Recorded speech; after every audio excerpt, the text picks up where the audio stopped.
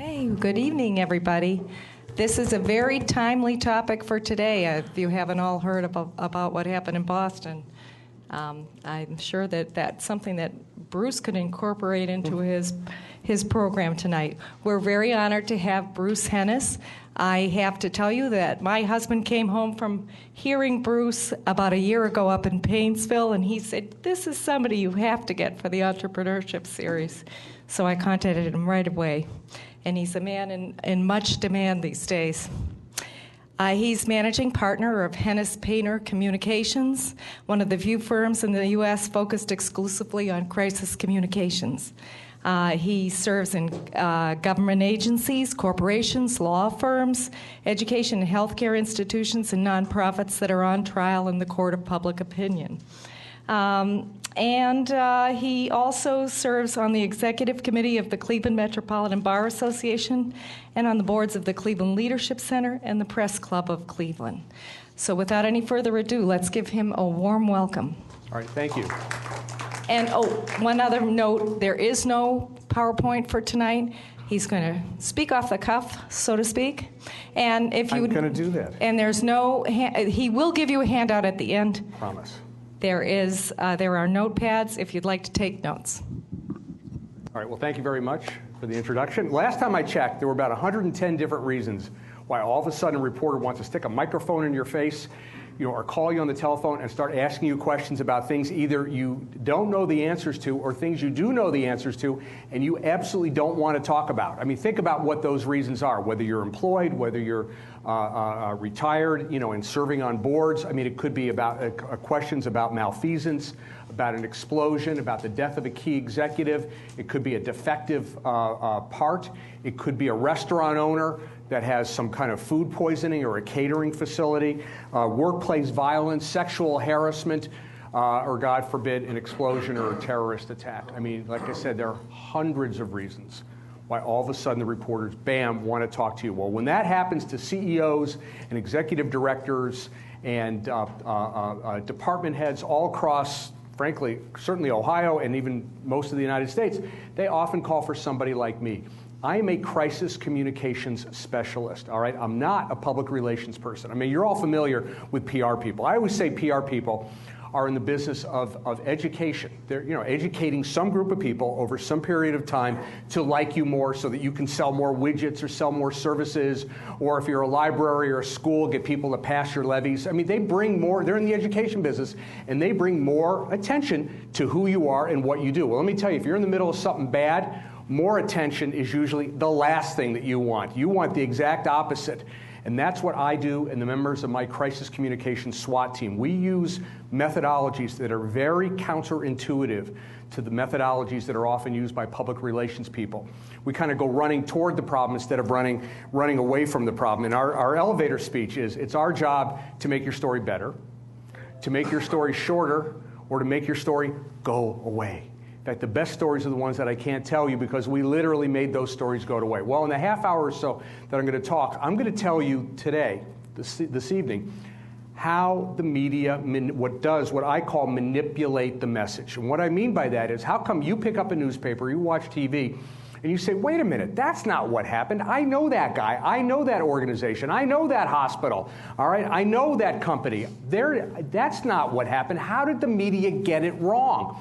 I'm going to tell you how they get it wrong. I'm going to tell you why they get it wrong. And you are going to walk out of here with a skill set so that if that ever happens to you or the people you work for, you're going to be able to handle this, frankly, without calling somebody like me. You're going to walk out of here with a different skill set.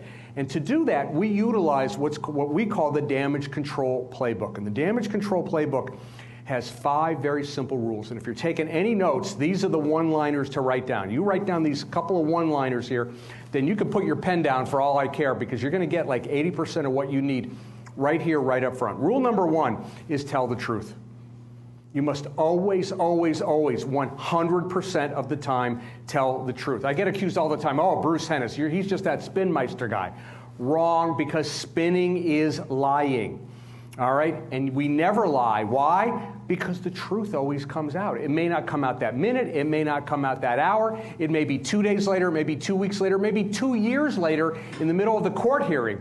But the truth always comes out, and when they find out you've lied, you've destroyed your credibility going backwards and going forwards. You will never be trusted again.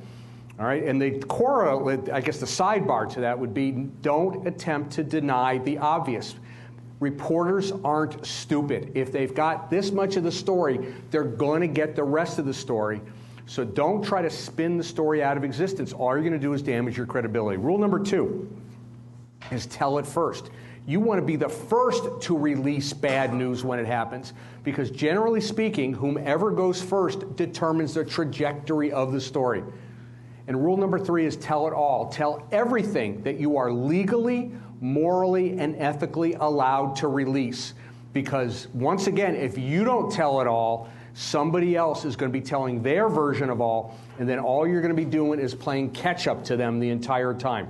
Tell the truth, tell it all, and tell it first. Before I go on to 4 and 5, I want to give you a quick little story that kind of sums all those up. I got a phone call a couple years ago from the law director of a small community outside Cleveland. Calls me on the phone from one of the suburbs, not terribly far from here. Calls me on the phone and says, Bruce, you got to come out right away. Something bad happened. I go out and I see him. He tells me the story. It's a personnel issue. I go, oh my God, you're going to end up on the front page of tomorrow's Plain Dealer, the biggest newspaper in the state of Ohio. He goes, I know, but what do we, that's why I called you. What do we do? And I said, here's what we do. We're going to call the 2 reporters that cover your suburb. We're going to call the Plain Dealer reporter. We're going to call the Sun newspaper reporter. Going to have them come out tomorrow, not a press conference. We're going to have them come out one at a time, separated by an hour, and we're going to give them the story. We're going to give them everything. We're not even going to wait for them to ask for the personnel file. It's a public document. Instead of making them beg for it and making them wait for it, we're just going to hand it to them. We'll redact it for what we can redact. We'll take out the Social Security number and whatnot. We're going to give them everything.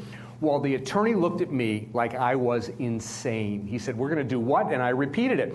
He says, that goes against everything that I learned in law school. In law school, I was taught you don't give bad news until it's discovered, until they ask the right question. I said, well, you were educated in the court of law. I was educated in the court of public opinion. And in my courtroom, the rules are a lot different. I said, we do it your way. I guarantee you we're going to be on the front page of tomorrow's Plain Dealer. You do it my way, maybe the worst that happens is we're on the front page of the Plain Dealer. And maybe the best that happens is we're not in the newspaper at all. He says, okay, I'm a little nervous, but let's give it a try. So we call the reporters up. They come in the next day. Day after that, go out and grab my newspaper. Nothing on page 1, page 2, B1, Metro Front, the local news. Nothing on B1, nothing on B2, not in the newspaper. Second day, not in the newspaper. Third day, fourth day, fifth day. It was 9 days later before that story showed up in the paper. It was in the newspaper, all right, but it was page B11. It was below the fold. It was 3 tiny little paragraphs. And every time I tell the story in Greater Cleveland, nobody remembers the story because we told the truth. We told it all, and we told it first. I can't tell you how many stories we either minimize or completely eliminate just by appealing to the way reporters think.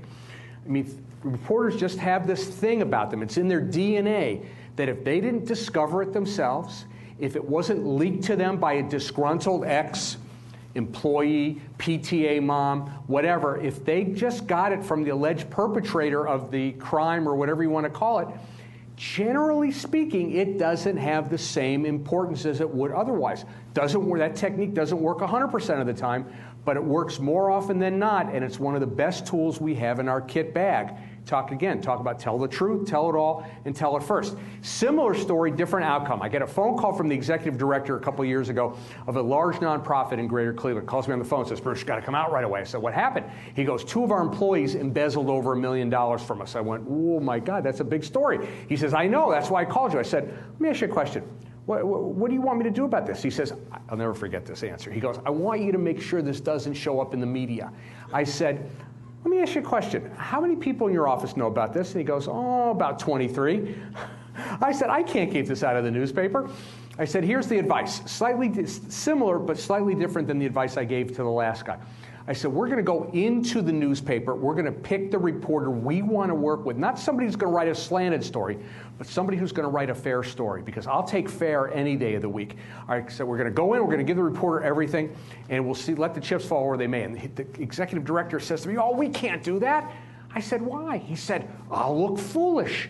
I said, how do you think you're going to look when Carl Monday from the investigative team shows up on your front doorpost going, your tax dollars squandered? You're going to look terrible. He says, okay, I'm a little nervous, but let's give it a try. So we go into the newspaper the next day, give the reporter the whole story. Day after that, go out and grab my newspaper. This is not like the story I told you a minute ago. This was page B1 Metro Front in a headline only slightly smaller than Man Walks on Moon. I mean, it was a giant headline, but it was a headline money can't buy. Agency discovers loss, takes action. It was a great headline. It was a great story.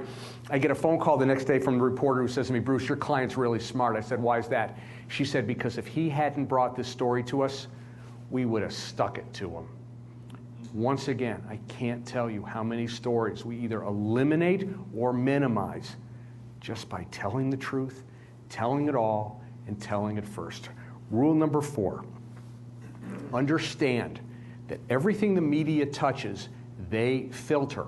And whenever you filter something, you change the way it looks, the way it tastes, the way it feels, the way it smells. All right, think about this. Reporter comes in to interview you. Something good, something bad, doesn't matter. They start to take notes. The filtering begins. What goes into the notes, what doesn't go into the notes. What school did that reporter go to? Did that reporter argue with their spouse that morning? All part of the filtering. Then they go back to the office. They put their story together. They hand the story to their editor. All right, what did they hand to their editor? What didn't they hand to the editor? Now the editor has it.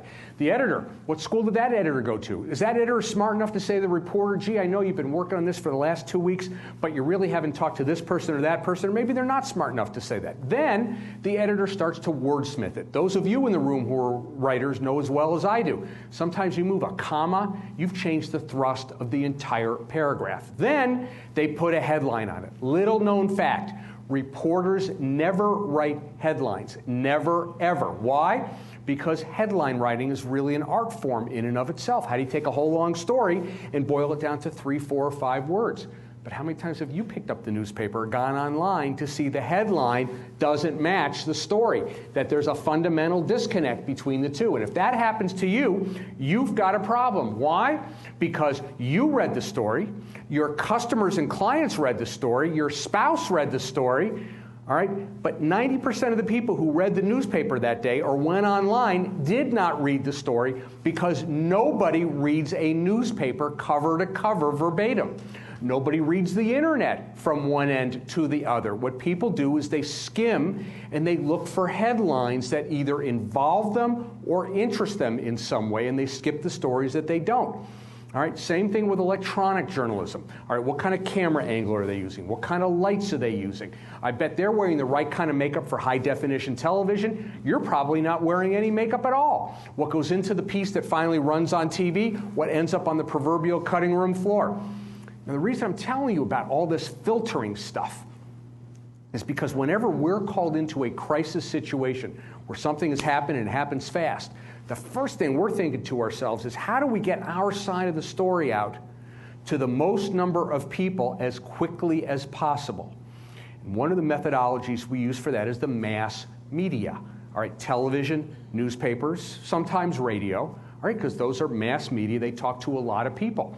All right, and we love live television. I mean, in our business, there's almost nothing better than live television because that actually gives us a chance to pierce the media filter.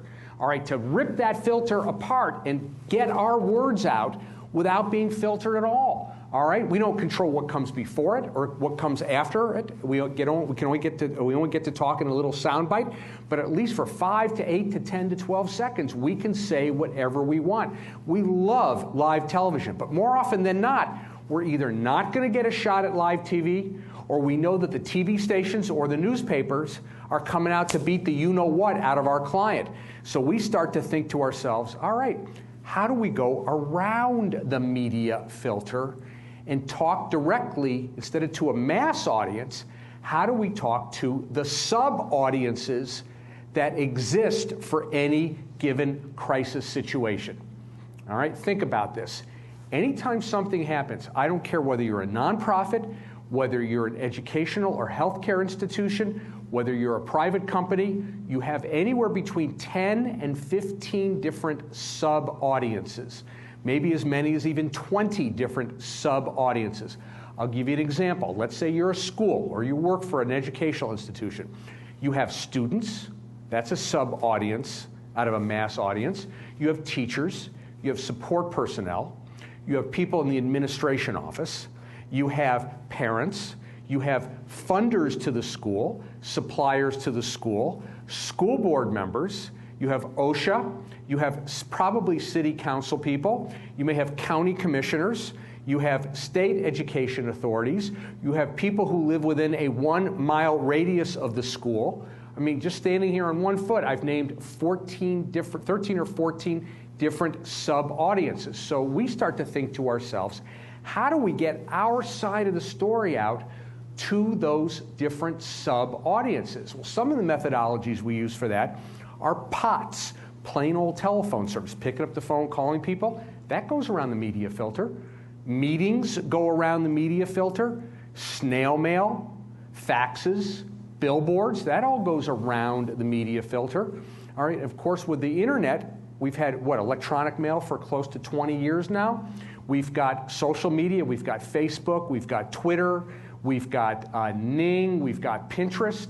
I mean, I've got the ability, I could take the smartphone, this iPhone off my belt. I could do an interview with you just like this. I don't need to hire a film crew. I don't need a lighting crew. We don't need fancy makeup. I could do the entire interview with one or both of you. In 5 minutes, I could pop that puppy up on YouTube. I could send the URL, the location of that interview out to 50, 100, 1,000 people by internet. Take my same smartphone. I could snap pictures. Again, it could be about something good, something bad. It could be the ice cream social for the library. Send out 50, 100 pictures. I could use a program or a website actually called Picasa, P-I-C-A-S-A, Picasa.com. I can send the pictures up to Picasa. Picasa will build a website for me. Our whole web page with a title to it, a gorgeous-looking web page. I don't need to know anything about HTML coding. I don't need to know how to build a web page. It's WYSIWYG. What you see is what you get. And all of those methodologies that I just gave you, all right, for the internet, all right, doing the video up on YouTube, Picasa, everything, what's the cost of that? Virtually nothing. And what we find by utilizing these methodologies very quickly is if we can get our side of the story out to these different sub-audiences, or another way of looking at it, if we can get our side of the story out to the audiences whose opinions we care about the most, those audiences may not believe what they see on television that night or read in the newspaper the next day. This is incredibly powerful stuff. These are tools that we literally didn't have 3, 4, or 5 years ago that we now have not just in our hands, but on our belts, all right, to get our client side of the story out to these different audiences without being mediated by the media, without having the media filter our words at all. And what we find is if we do that quickly, like I said before, they don't believe what they read in the newspaper or see on television. I got to tell you, we have plenty of clients who day after day are getting the you-know-what beat out of them in the newspaper or on TV, and they don't care. I shouldn't say they don't care. Everybody cares. Everybody wants to be loved. I don't care what you sell or what your service is. Everybody wants to be liked. But they're virtually impervious to that, to the pounding that they're getting from the media, because they've gotten to their audiences, to their clients, to their customers, to the people whose opinions they care about the most. They got to them first, all right, which bulletproofs them against the media taking a different attitude. Rule number 5, you must understand when you're dealing with the media that the primary job, the fundamental job of reporters is not to inform or educate. Let me repeat this because this goes against everything that you learned in high school civics class. You were all taught, just like I was, that reporters are objective. They're supposed to take facts and lift those facts up and drop them right on the front page of the newspaper. Wrong, because if that's what reporters did, nobody would read newspapers, because that's called a report. And nobody wants to read a report at 7 o'clock in the morning with their coffee and their toast. What people want to read are stories. The fundamental job of reporters is not to inform or educate. It is to tell stories. What they do is they take your facts and they migrate those facts into what we call, in my business, story frameworks. These frameworks have names, and these frameworks, there are a bunch of different frameworks, and every framework has a group of characters, of people, that inhabit those frameworks.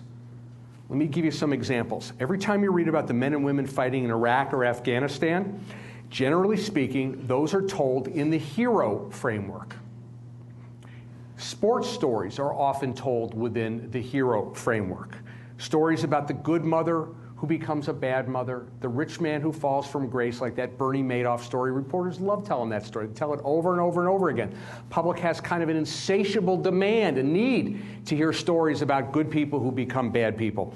Stories of honor, stories of dishonor, stories of redemption. Overcoming the odds is a very typical business story. You know, how somebody says, no, you can't do that, but he or she brings a product to market, makes $1 million anyhow. They overcome the odds.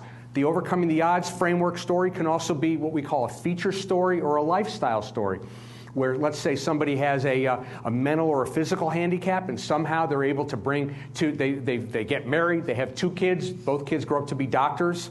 All right, they overcome the odds. It's almost impossible to go on the internet or read a newspaper or watch TV without seeing almost every single day an overcoming the odds story. They're very heartwarming. Once again, reporters love to tell those stories of triumph, stories of conflict. Can you see the characters? Every time I mention one of those frameworks, you instantly see characters in those frameworks.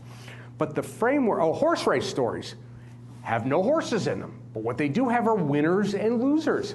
That's the way a lot of political stories are told. Who's winning in Iowa, who's losing in Ohio. But the framework that you are going to get hit with, when somebody points their finger at you and says, you hurt my child, your product is defective, your policies are a ripoff. When somebody points the finger at you and says, you did something wrong, or your organization, at that second, you are immediately locked into what we call the 3 V's framework. The 3 V's. And the 3 V's stand for the villain, the victim, and the vindicator. The villain who did something wrong to the victim, and the vindicator who rides to the rescue. Now, vindicators come in all shapes and sizes. Vindicators can be the reporter who's working on the story. The vindicators can be a local elected official. All right, vindicator can be the unhappy patient, the unhappy doctor, the unhappy PTA mother. It doesn't matter. It's whoever is pointing the finger. They tend to be in the vindicator role. But the real problem with the 3V framework is that the second the accusation is made, that's when the framework gets triggered. It doesn't matter what comes afterwards. The mere fact that the accusation is being made, whether it's being made on the phone, on the internet, to a TV reporter, doesn't matter. The second the accusation is made, you are immediately locked into that 3V framework. And here's the real problem. Here's where the rubber meets the road. Because at that exact moment in time, the only thing that counts is the speed of your reply. Now, I'm not saying tell it all and tell the truth aren't important. They most certainly are. But telling it first becomes of paramount importance. I'll give you an example of what I mean. Let's say you get a phone call, comes into your voicemail at 10 o'clock in the morning from the Beacon Journal reporter working on a story. Let's say it's on a sexual harassment suit that was just filed in your office between 2 of your most trusted employees. It takes you an hour before you retrieve the voicemail. You hear it from the reporter go. You think to yourself, I don't know anything about this. What are you more than likely to do at that moment in time? You're going to call your lawyer. All right, it may take an hour to get hold of your attorney. All right, you finally get your lawyer on the phone. The lawyer says, I don't know anything about this. Don't return the phone call. Folks, you now have a much bigger problem. Why? Think about this. The reporter called you 2 hours ago. All right, what do you think? They're sitting there twirling their thumbs waiting for you to call them back? No. They're busy talking to everybody else they can talk to about their story. And as quickly as possible, they're putting as much as they can, everything they've got, up on the internet. All right, even newspaper reporters who used to wait until the next day to break news. I mean, think about this. When you pick up your newspaper in the morning, you're not reading today's news. You're reading yesterday's news, all right? Newspaper reporters would wait until the next day to publish. Nowadays, they're competing with TV stations to break news. So the second they get anything, they are putting it up on the internet. So meanwhile, a couple hours go by. Finally, your lawyer gets back to you and says, I know what's going on now. I'll take care of this. I'll return the phone call to the reporter. Oh my God, you now have an even worse problem. Why? Because think about this. The reporter called you, and 3 hours later, that phone call is returned by your attorney. I don't care how many degrees from Harvard, Yale, and Princeton your lawyer has. I don't care how silver-tongued they are, all right? All right, that reporter knows they've got a story. I have to tell you, just kind of parenthetically, I often teach this class and have reporters in the room. Actually, I should ask, any reporters in the room? Are there any of you? Even if you were, I wouldn't say anything different. Because what often happens is the reporters come to these seminars that I do, and they've been taking notes the whole time or on their laptop looking down because they want to see what the spinmeister guy is going to tell people on how to manipulate them. This is the point in the seminar where they look up at me, where I say, if the reporter calls you and that phone call is returned by your lawyer, they know they've got a story. It makes them dig even harder. They look up at me and I get 2 thumbs up, just like that, because that's exactly what goes through their mind. And then, as if it can't get any worse, it gets worse, because more often than not, your reporter's going to say something along the lines, your lawyer's going to say something along the lines of, well, I'm sorry, we can't comment on that. It's a matter under litigation. Come on, folks. When you hear the words would not comment, what's the first thing you think?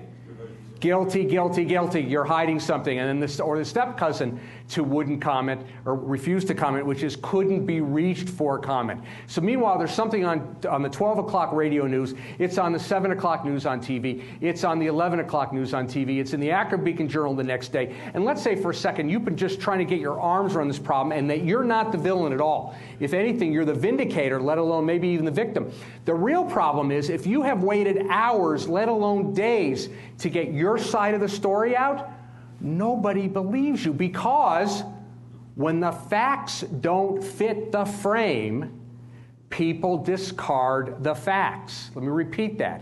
When the facts don't fit the frame, people discard the facts. In other words, if everybody in town thinks you're the villain, all you end up doing, more than likely, is reinforcing your own villainy by how long it took you to reply, and by saying things that just make you sound like a villain, like can't comment on that, refuse to comment, and not telling the truth, the whole truth, telling it all, telling it first, and telling the truth. You just reinforce your own villainy. Now, let me tell you something about the villain role.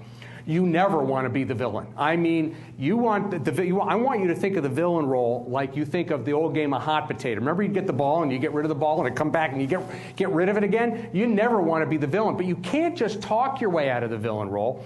You have to act your way out of the villain role. Think about what villains do. Villains tend to not return phone calls.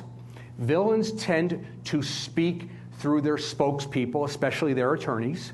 Villains have a tough time making eye contact. They will often, when they're in front of you, they'll look down at the floor, or they'll look at the walls, or they look at the ceiling behind people. They look over people, unless they're pathological. Unfortunately, many of them are, so it's not always a litmus test that they won't make eye contact. But if somebody's not making eye contact with you, all my warning bells start to go off. Villains tend to use weasel words like, well, I'm sorry you feel this way. You want to run that by me again? You're sorry I feel this way. That's not an apology. Those are what we call weasel words. But think about what vindicators do. Vindicators return phone calls. Vindicators speak for themselves. Vindicators have no trouble making eye contact. Vindicators know how to say I'm sorry. Vindicators know how to use the words I'm sorry without, I might add, necessarily accepting liability. Saying I'm sorry is not the same as saying it's my fault, which is a concept many attorneys don't get. All right? For those of you taking notes, I want to send you to a website. One of my favorite websites is sorryworks.net. Sorryworks.net. S-O-R-R-Y, the word works.net. Sorryworks is a nonprofit organization that came together a number of years ago to work with doctors, nurses, hospitals, nursing homes, anybody in the medical profession, to teach them how to say, I'm sorry. Because for decades, maybe 100 years or more, all right? Hospitals, medical professionals have been told by their attorneys, when something bad happens, when a mistake happens, don't say you're sorry.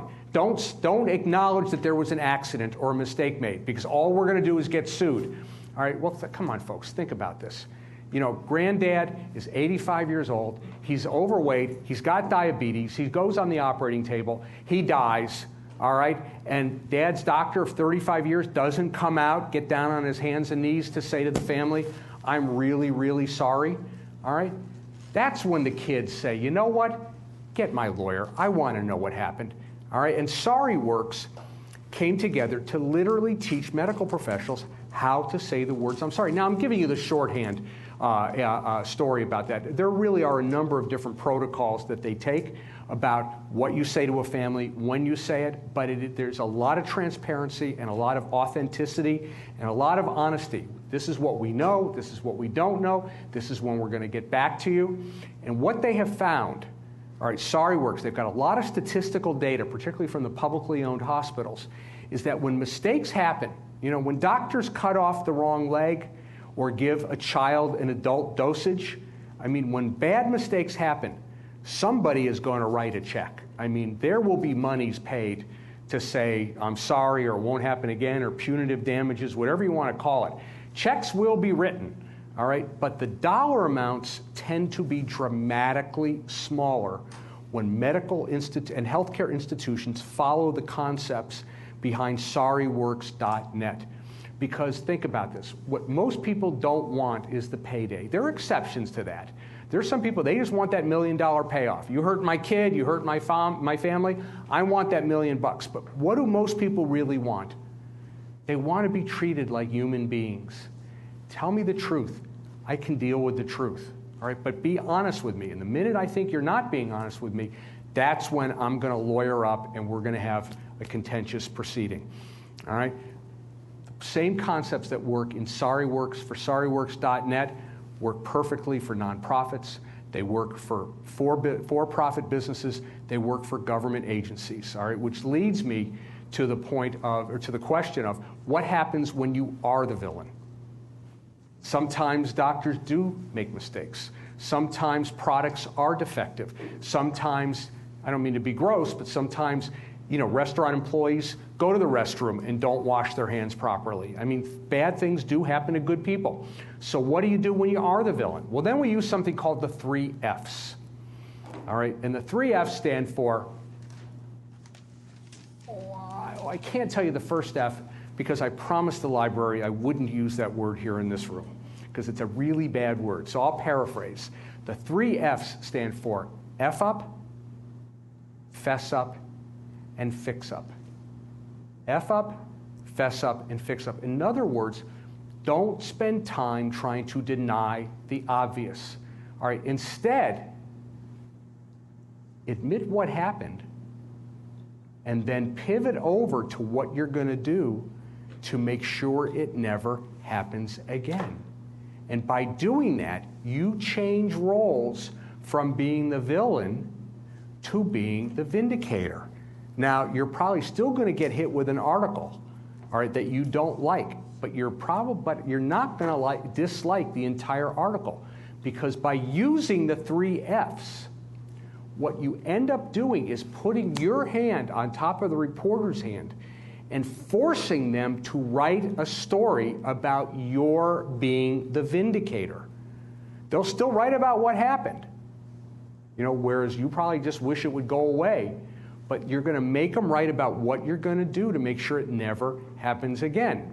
The key to that, though, all right, is authenticity, is telling the truth. If you are sorry, if you're not sorry, don't pretend you're sorry. If the people in your office don't feel terrible about this, don't pretend that they do. All right, if you're not going to institute new training, if you're not going to punish the wrongdoers and suspend them, if you're not going to fire somebody, all right, and sometimes the gods do demand a sacrifice. Sometimes you do need to throw somebody under the bus who caused the crime, who caused the problem. If you're all you're going to do is cover up, all right, the 3 Fs don't work. All right, it'll work for about 10 minutes, and then people will see through it that you weren't honest, that you didn't tell the truth. And you will be punished mightily, all right, by people if they find out that in that first couple of news cycles you didn't tell the truth. But the 3 F's can be very, very powerful. The bottom line is this. Actually, there are 2 bottom lines. The first one is understand that you are going to be assigned a role in these little passion plays. When there is a crisis situation, you are going to be assigned a role. So the real question is, what role do you want to play? Because the fact of the matter is, too many reporters, not all, I don't mean to indict all reporters, but too many reporters are there not to get the truth. They're there, and I mean truth with a capital T. They are there, they're interviewing you because they want to get either a video clip or a soundbite from you, or a quote, that reinforces the role that they want you to play. In other words, if they arrive at your office or they call you on the phone and they think you're the villain, all right, they want you to sound like the villain. They want you to push the camera out of the way. They want you to have an employee who says, you'll have to leave the premises. You're not allowed to be here and film here. Get out of here. That's exactly what they want, because they're not out to get the truth. They're out to get footage that reinforces the role that they want you to play. That's not universally true, but I got to tell you, I've had many arguments with reporters and with editors who don't want to hear the truth because they've already made up their minds about who the bad guy is, or they already wrote the story. It's very difficult when clients call us 1, 2, 3 days into their being the villain in a 3V situation, because it is very, very hard to take that framework and flip it upside down. All right, very difficult. And think about it, I get it, I do get it. You know, you're the main newspaper in a community. You're the main TV station in a community. And for the last 24, 48, 72 hours, you've been telling everybody that that's the bad guy, that's the villain. How do you suddenly come back and go, oops, sorry, we got it wrong? Institutionally, they've moved on. Well, that may work very well for a newspaper or a TV station, all right, but it doesn't work very well for somebody who owns a business that employs 20 people, all right, or a nursing home operator who's done everything right, you know, or for a nonprofit, or even a government agency, you know, that's been beyond reproach, all right. The truth is really, really important to those people, but in this day, you know, we used to say we have a 24-hour news cycle. Now I think we have a 24-second news cycle. All right, there was just an article a couple weeks ago that came out from John Jay College of, I forget the full name of the university, John Jay College of, I think, criminal something or other in New York City area. They did a study of how the internet has affected how quickly print reporters rush things into print. And they interviewed a large number of print reporters, all right, who, you know, some anonymous, some non-anonymous, basically said there's such pressure on right now to get the story first, all right, get it on the internet, and if it's wrong, we'll correct it later. We'll correct it later. If 5,000 people have already seen that story, that doesn't really help, you know, help you, you know, your situation or your clients or whomever, if that many people already think you're the villain. All right, and these reporters in this report reported that they're under even more pressure when they see the TV people arrive on the scene who are transmitting video live, who are putting stuff up on the internet, either live or near live, and now it's even worse because pretty much everybody in a given situation has pulled their cell phones out. They're all filming stuff and they're putting it up on CNN and YouTube as quickly as possible. So there is enormous pressure to get it out first, even if it's wrong. Like I said, I don't mean to repeat myself, but that does an enormous disservice to our clients, to people you know, and actually to democracy. Democracy is not served by speed. All right, it's served by accuracy. It's not served by speed, but that's a little bit beyond my ability to change things around. I'm going to go ahead and pause here for questions, all right, and then I got a couple things I'm going to tell you at the end. Any questions? Yes, sir.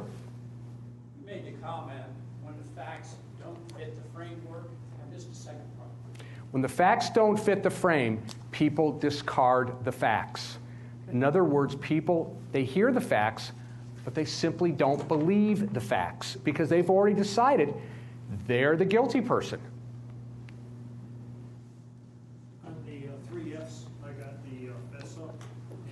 F up, F up. UP? F-U-P?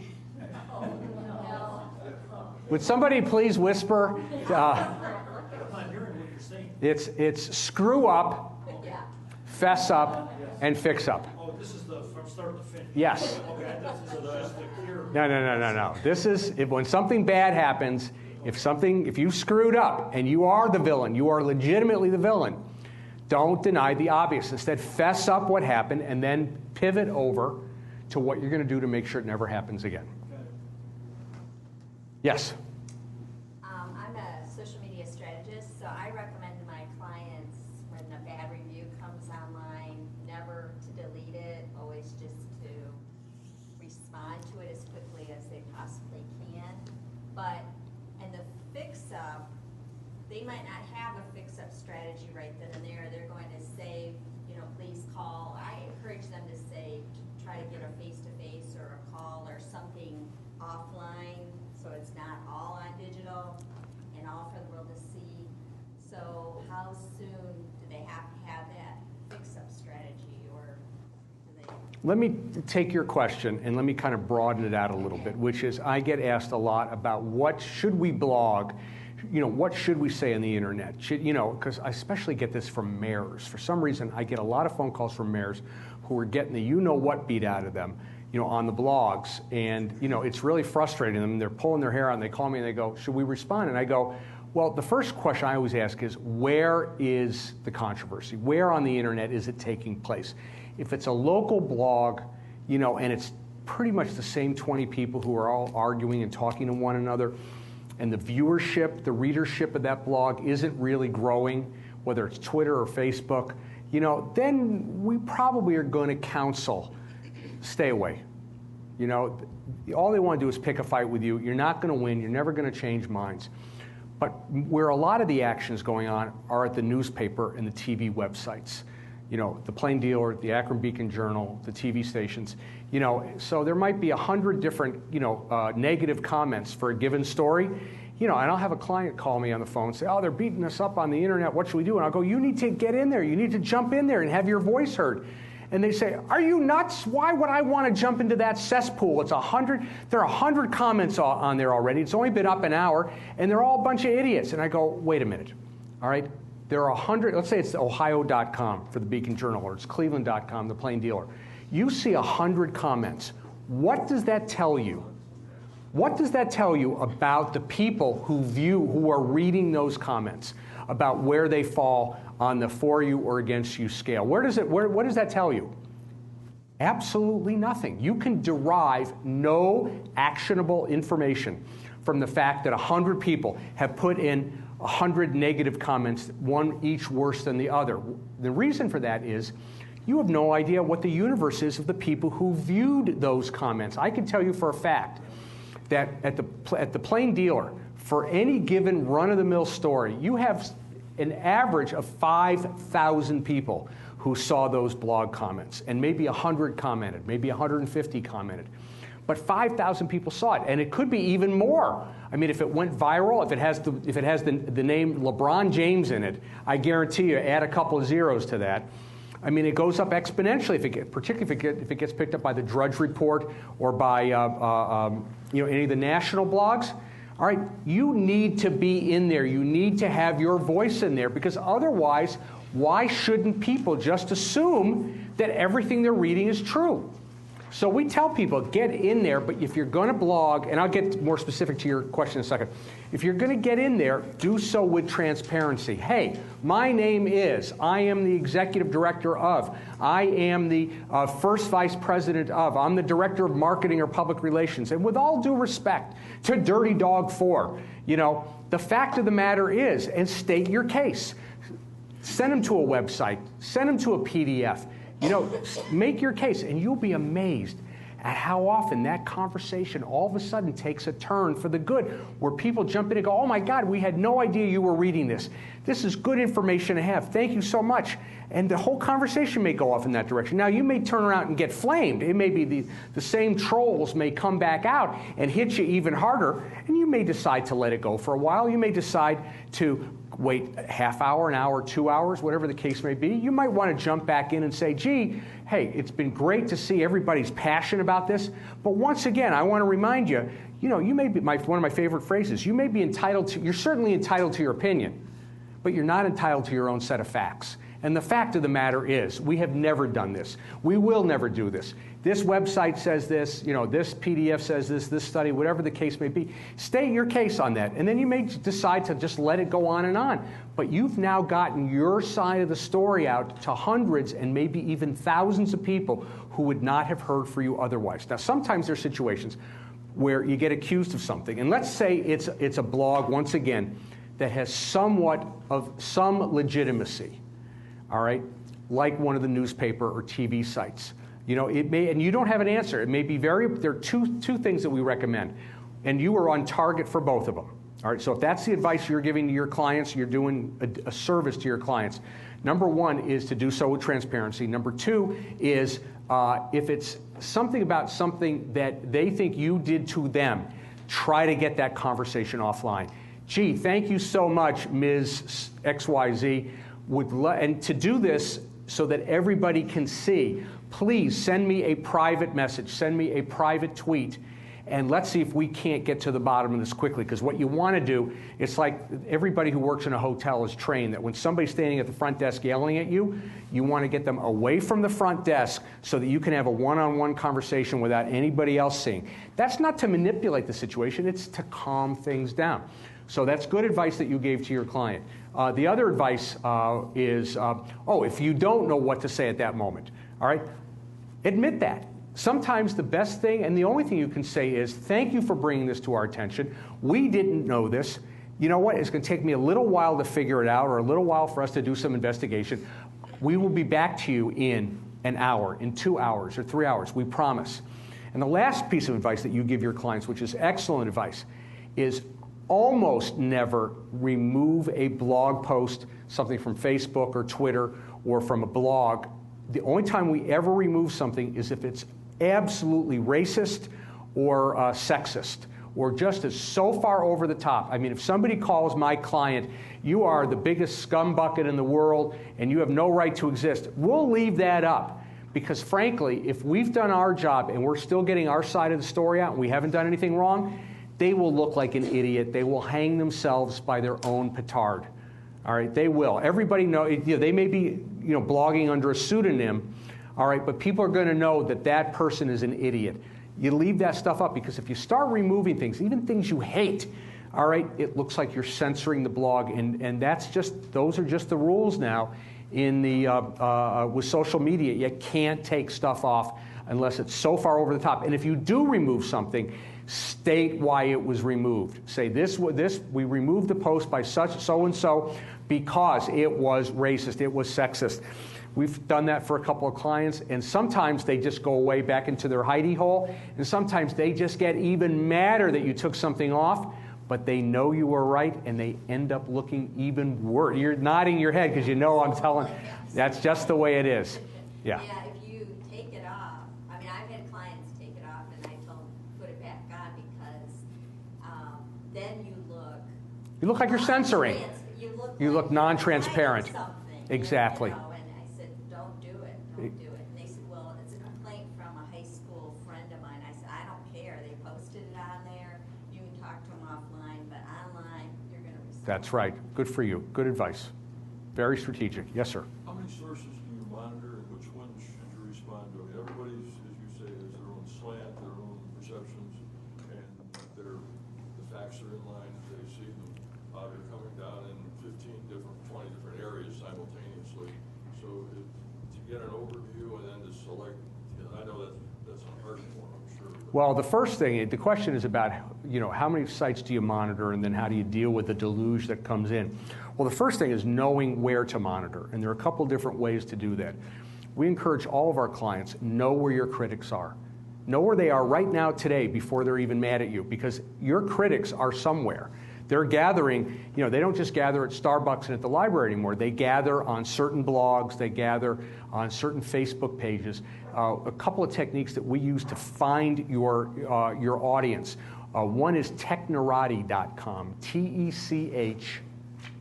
Norati, technorati.com. Works very similar to Google.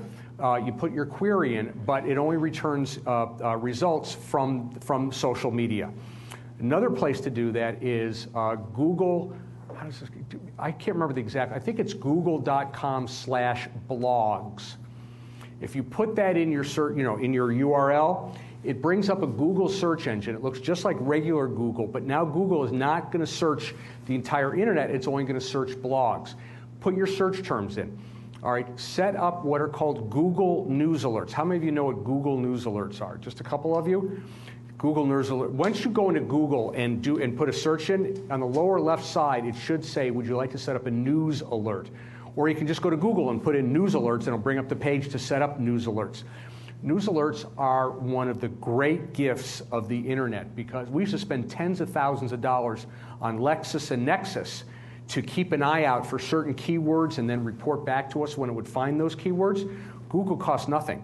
So I've got keywords in there for me, for my name, Bruce Hennes, and put in proper names should be entered with a quotation mark on each side because I don't want to get I don't want to get a message from Google for every time they find the word, the name Bruce and Hennes. I want only Bruce Hennes. All right, if my name was Bob Smith, all right, I'm going to get a million Bob Smiths, so you can use Boolean operators. So it could be, quote, Bob Smith, unquote, the word and in all caps, all right, and then Cleveland. And that's going to at least narrow down the results. There are many different Boolean operators, and, or, if, different operators like that. You can go online to research how to do that. We put our clients in there, again, with the quotation marks. Smithville Fire Station, quote, unquote. And it's like having a distant early warning system that we get emails the second Google finds something in the news, something in the blogs, and it lets us know if we've got a problem on that. Another thing you can do, so then to more specifically answer your question, what we'll do is we keep an eye on that, and sometimes it is like sucking, water out of a fire hose, and you just kind of get a feel for it. You can tell Google, News Alerts, only give it to me once a day. You can say, give it to me as it happens. So that's a little way, at least to kind of, tamp it down a little bit. But it can get very difficult. Which ones do we respond to? Which ones do we pay attention to? Once again, we try to get a handle very quickly on, what the legitimacy of the sites are. How many, if it's Twitter, if somebody's tweeting something and it's nasty stuff, first question is, how many followers do they have? If they only have 5 followers or 10 followers, I'm not very concerned about them.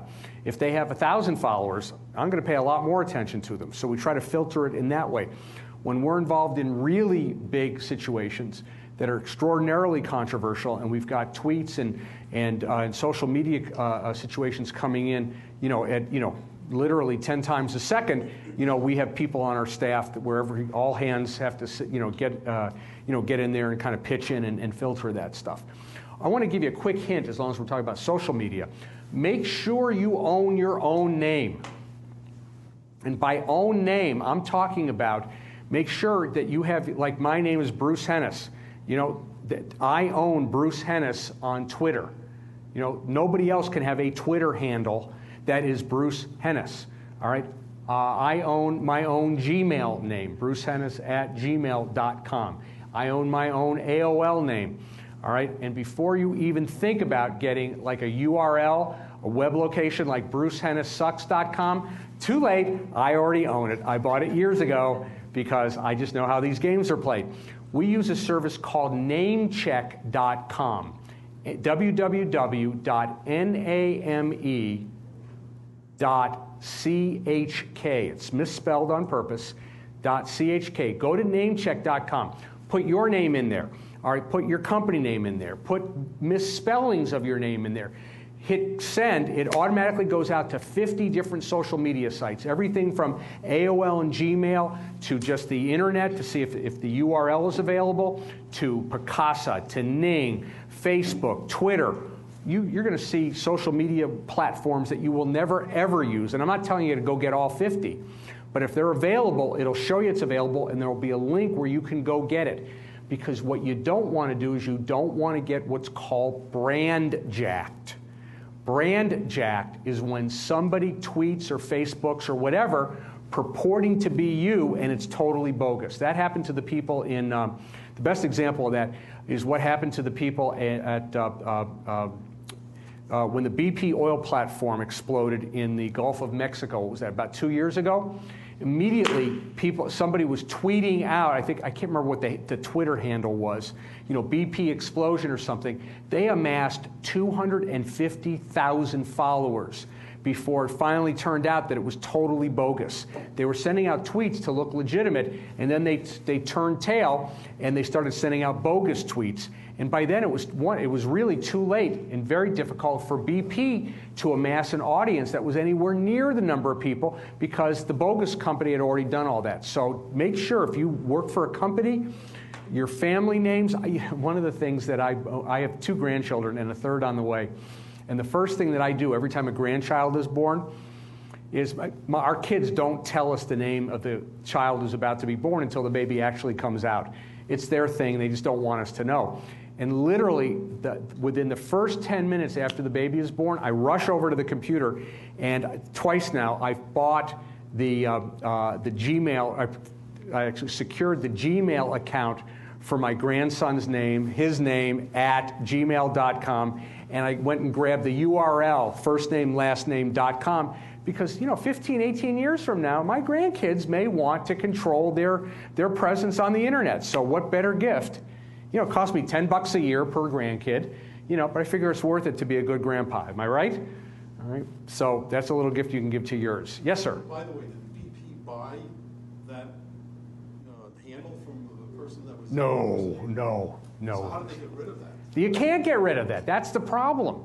It's funny, and I'm glad you brought that up, because there is some case law that when someone pretends to be you on the internet with a website, like you just can't call yourself McDonald's or McDonald's Corp., even though McDonald's probably owns 50 different variations of their own web name. There are certain rights that you have, all right, where you can take a website away from somebody. I'm not an attorney, so I'm not giving you legal advice. But I do know that when it comes to Twitter and Facebook and all of those, there are no rules. There are literally, you can be whomever you want. So if you grab it first, it's too late. What often happens is we call these people trolls.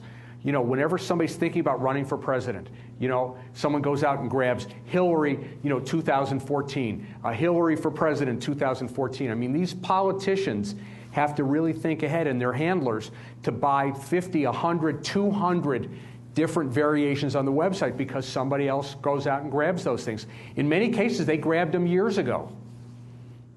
And wasn't it a shame that none of us, to my knowledge, bought insurance.com or flowers.com or cars.com? Had that been the case, I might not be standing in front of you right at this moment. What about typos?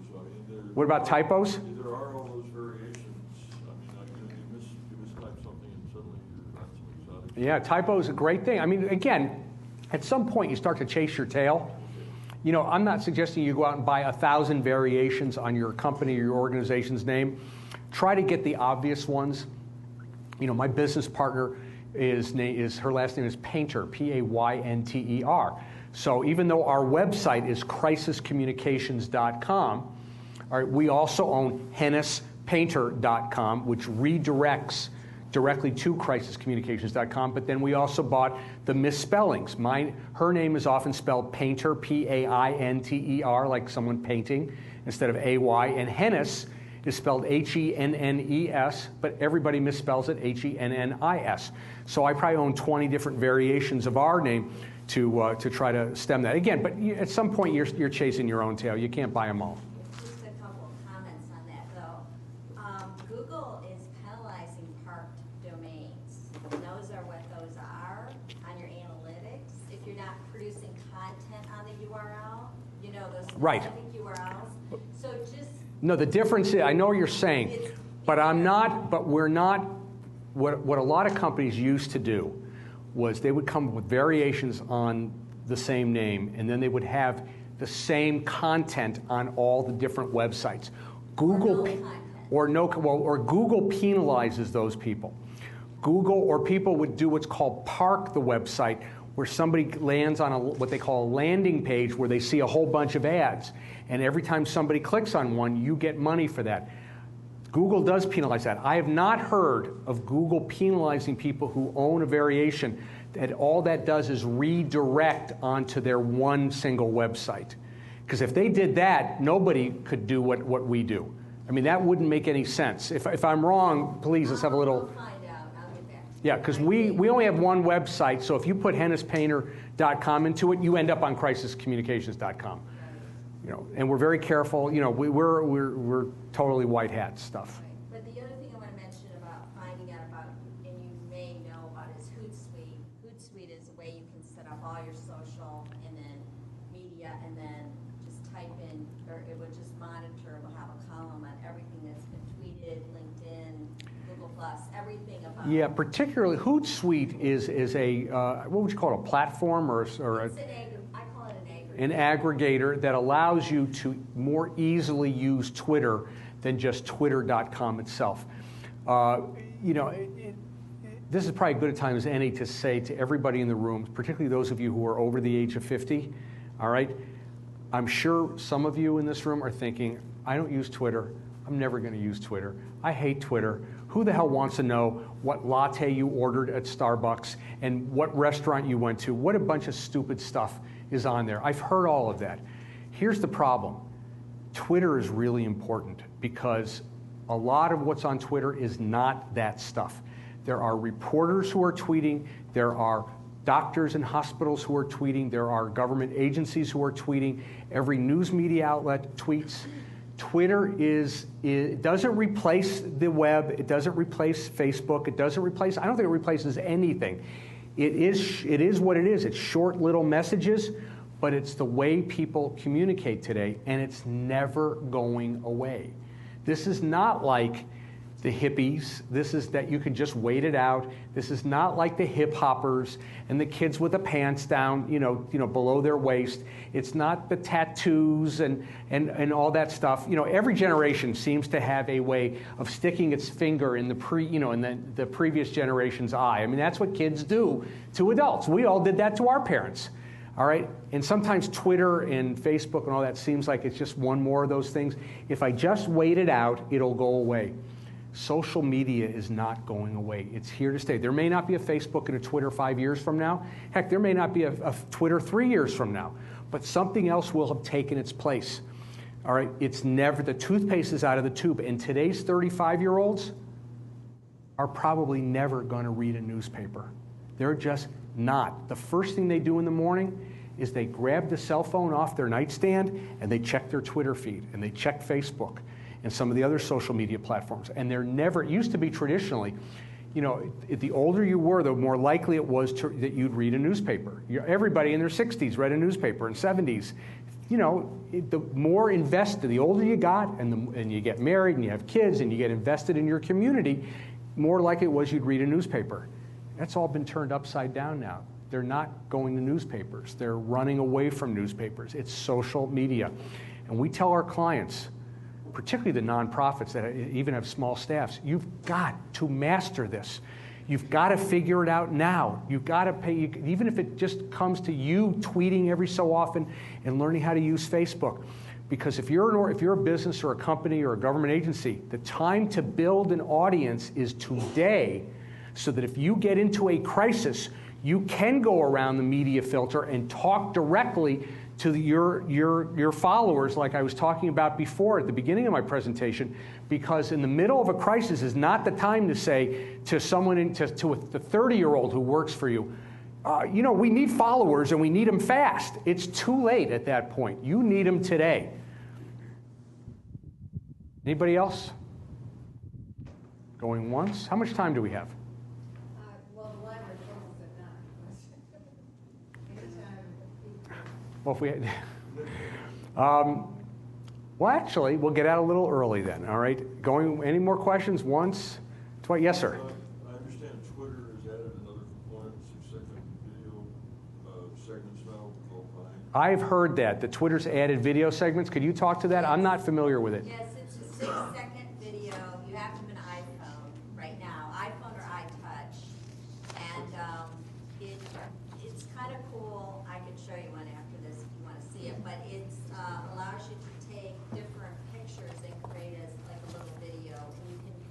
do it continuous 6 seconds, or you can stop it and then point to something else. Is that Vine? V-I-N. V-I-N-E? Okay, yeah, that's what I thought. Yeah, edit, I can't edit it. Put the lock up, you know, that would be intact. Right, but how can you edit 6 seconds? I think it's really difficult. All right. Yeah. Well, let me finish with this. There are a couple of things. I have a couple of handouts here I want to describe to you and tell you a few other things. The three handouts I have for you here are, the first one is the essential elements of a crisis communications plan. How many people here know what a business continuity plan is or a business emergency plan? Anybody? One person. Okay. Business emergency plans or business continuity plan, called BCP or business continuity planning, those are the plans that you have in place to make sure that if something happens to your organization, that you can continue to fulfill your mission. Whether you're a nonprofit, whether you're a bagel shop, whether you're a hospital, if something bad happens, what do you do to stay in business? All right? Schools, for instance, all right? Every school in the country knows where they can rent 50 buses within 24 hours in case the kids vandalize the buses. All right? They know where they can rent trailers in case there's a fire in one of the school buildings so that the kids don't go more than a day without being educated. Every educational institution in the United States has a plan for active shooter, because that is probably the number one thing that freaks out schools more than anything else, is a gunman running through the halls killing people. They all know what to do. And a good example of that is what happened in Chardon. The kids knew what to do. As terrible as that was, the kids knew what to do, the teachers knew what to do, the police knew what to do, EMS and fire. They had a plan. They had an operational plan that when A happens, these are the steps that you're supposed to take. They knew about the lockdown, how to get the kids out, all those things. Those are all operational plans. My favorite example, the other example of that, are banks. Every bank is mandated by federal law that they have to be able to, if their headquarters is knocked out, say by a bomb or something, 24 hours later, they're back in business. So that means every bank in the country is ready to relocate their office. I know that some of the banks in Cleveland have pre-existing arrangements with the hotels in Akron where they can take over the ballrooms or the auditoriums or whatever. They have phone lines that are already installed in the drop ceilings. They can drop phone lines down. There are companies that will show up within 24 hours, set up 50, 100, 1,000 cubicles, put computers in there, and the company is back up to business. Those are operational plans. What most organizations forget is when the you-know-what hits the fan, what's your communications plan? If this is the operational plan from A to Z, the communications piece is this little sliver that when something bad happens, what do you say? Who do you say it to? Where do you say it? And how do you say it? In other words, 4 o'clock in the morning is not a good time to be calling your IT person to say, you know what, something bad just happened. We had an explosion. We need a whole brand new front page. We need a new Facebook, this, that, or the other. We need to scale up our 800 number because our incoming calls are about to go from 10 an hour up to 1,000 an hour. All right? That's not a good time to be talking to your IT person. To be going to your public information person to say, do we have the phone at 7 o'clock in the morning? When was the last time we updated our list of all the reporters, their Twitter feeds, their Facebook pages, and their phone number, their home phone numbers and cell phones? That's not good. So I would love it if you, because once again, this dovetails with what I told you at the beginning. When something bad happens, tell the truth, tell it all, and tell it first. All right, so it's amazing how many organizations do not have that crisis communications piece. I certainly would love it if you would call us to help you write the crisis comm piece. But I'm going to give you a template here in the handout that basically says who, what, where, when, and how. That's a template for you to create your own crisis communications plan. On the back of the template is a list of online press room and dark websites. The best example of a dark website would be, God forbid, there's a plane crash, all right? You're not going to go to the United Airlines website and see fly us to Hawaii. No, they've got a dark website that's already set up, that's behind a paywall or behind lock and key, that's just fill in the blanks.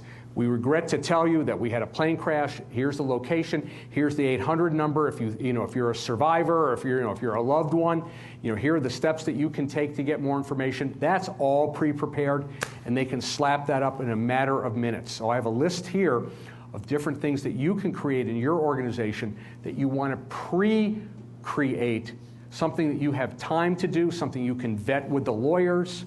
All right, make sure that you may need to have it in different languages, whatever the case may be, to get it up on the internet as quickly as possible.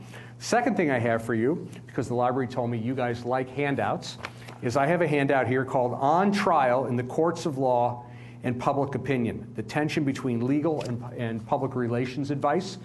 All right, this is a very good thing to show to your attorney, who may still be under the impression that when bad things happen, don't talk to the media, don't say anything. I'm telling you, they're doing you a disservice, because there's always a way to say something.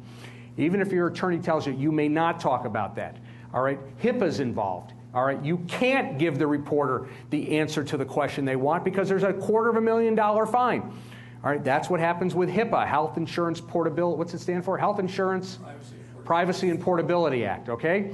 All right, there's still always a way to say something. All right, so there's a lot of good information in this one particular handout.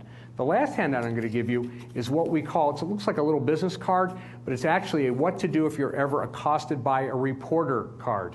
All right, and it's got, actually my entire presentation is on here. All right, you'll see some things on here you may not recognize, because we normally only hand these out when we do the 2, 3, and 4 hour version of this seminar, but I think you're all pretty smart and you'll recognize most of what's on here. Couple more things I want to tell you. If you liked what you heard here tonight, I'm doing the 4-hour version of this for the Cuyahoga County Emergency Management Agency on May 20th. I think that's a Thursday, I believe. No, it's a Monday. On Monday, May 20th, the 4-hour actually it's a 6-hour version. It's 4 hours of me, all right, really expanding on all the themes I've talked about so far. We break for lunch, and then we come back with 2 hours on how to use social media during a crisis situation. All right, because it's co-sponsored by the Cuyahoga County Mayors and Managers Association, the Cuyahoga County Police Chiefs Association, the Cuyahoga County Fire Chiefs Association, and the American Red Cross. Because I am donating my time to all of those different agencies, they in turn are making this available to the public, all right, at no charge. Folks, this is a way for you or your attorneys or your executive directors or your CEOs or whomever to get literally thousands of dollars of training, all right, at zero cost. Or if you go to our website, www.crisiscommunications.com, look up on the top, you'll find a link that'll take you to public appearances where I'm speaking next, all right, and you'll find the URL where you can go and register for that. All right, last time we did this in Cleveland a year ago, we had 250 people in the audience, and we're hoping for a similar audience. It's kind of our way of giving back to the community this type of training. Primarily, it'll be police, fire, and first responders that'll be there, but there'll be a number of elected officials. I've already seen the registration list. Elected officials, quite a few CEOs, and executive directors of nonprofits. But like I said, it's a great way to get that additional training. If you liked what you heard here today, we send out our e-newsletter called the Crisis Comm and Media Relations e-newsletter twice a month, and it is literally best practice link. I promise no advertising, no spam. Someone taught me a long time ago that the best newsletters are the newsletters that are about you, because you don't want to read a newsletter about me twice a month. What awards I've won, what the latest successes of Hennes Paynter Communications are, that's totally irrelevant to your life. And that's why we designed the newsletter exactly the opposite. It literally is best practice link. We scour the internet.